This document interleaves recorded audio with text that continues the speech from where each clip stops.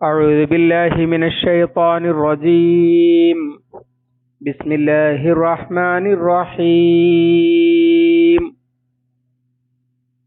والله خلق كل دابة من ماء فمنهم من يمشي على بطنه ومنهم من يمشي على رجلين ومنهم من يمشي على أربع يخلق الله ما يشاء إن الله على كل شيء قدير. الله العظيم. സൂറത്തു നൂർ 45.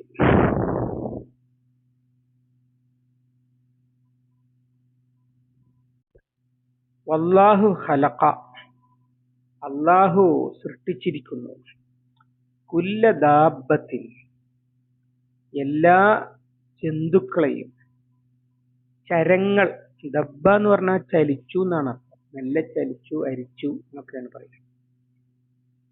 ദബ്ബ അലൽ അർളി, ഭൂമിക്ക് മുകളിൽ ചലിക്കുന്നത് എന്നർത്ഥത്തിൽ. ദാബത്ത് എന്ന് പറഞ്ഞാൽ ചലിക്കുന്ന എല്ലാറ്റിനെയും, എല്ലാ ചരങ്ങളെയും. ചരാചരങ്ങൾ എന്ന് പറയലുണ്ടല്ലോ, ചരങ്ങളും അചരങ്ങളും. അതിൽ ചരങ്ങൾ അഥവാ മരം, കല്ല് അങ്ങനത്തത് ഒഴിച്ചുള്ള ജീവജാലങ്ങൾ.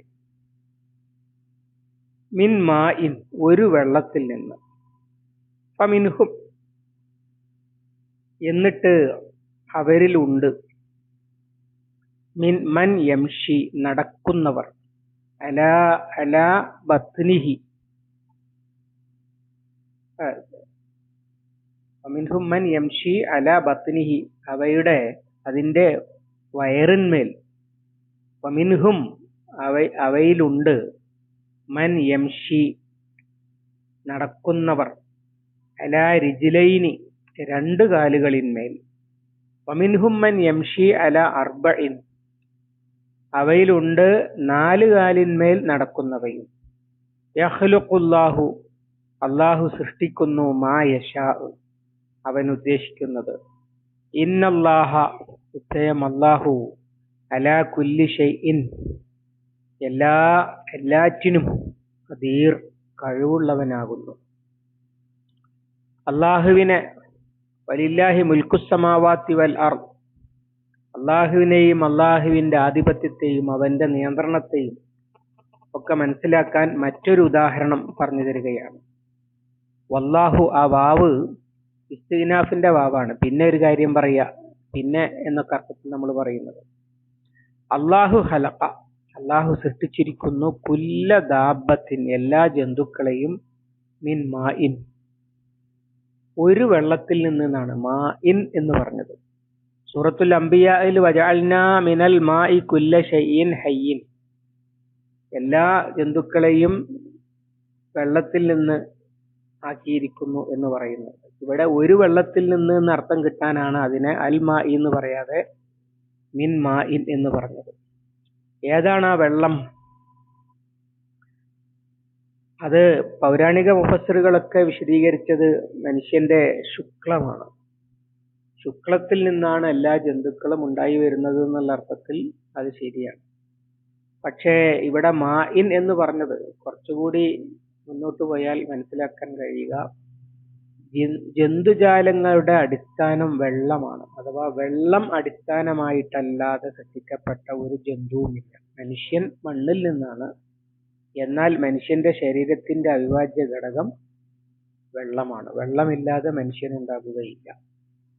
അതുപോലെ ഉള്ള എല്ലാ ദാബത്തും, അതൊക്കെ ഈ വെള്ളമാണ് അതിന്റെയൊക്കെ നിർമ്മാണത്തിന്റെ അടിസ്ഥാനം. പരിണാമക്കാര് പറയുന്നത് ജീവൻ ആദ്യമായി പ്രകടമായത് ജലത്തിലാണ്, പിന്നീട് അതിൽ നിന്ന് പരിണമിച്ചുണ്ടായതാണ് ബാക്കി ജന്തുക്കളൊക്കെ എന്നാണ്. അങ്ങനെയാണെങ്കിൽ ഇത് ശരിയാണ്, ഈ മിൻ മാഇൻ എന്ന് പറഞ്ഞത്. അതിന്റെയും അപ്പുറം എല്ലാ ജീവജാലങ്ങളുടെയും സൃഷ്ടിപ്പിന്റെ അടിസ്ഥാനം ഒരേ വെള്ളമാണ്. അഥവാ ഇപ്പോൾ നമുക്ക് മനസ്സിലാകുന്നത് പോലെ ഹൈഡ്രജനും ഓക്സിജനും ഘടകങ്ങളായിട്ടുള്ള ഒരു വെള്ളമാണ്.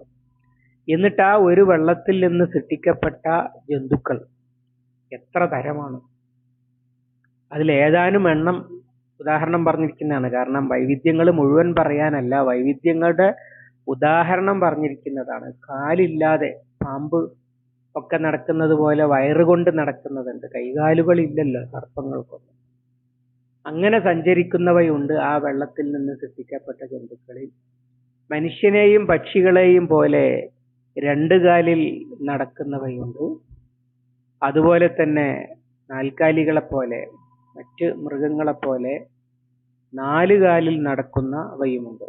ഇവയെല്ലാം ഉണ്ടായിരിക്കുന്നത് ഒരേ വെള്ളത്തിൽ നിന്നാണ്. നേരത്തെ പറഞ്ഞതുപോലെ നിരീശ്വരവാദികൾ പറയുന്നത് യാദൃശ്ചികം എന്നാണ്.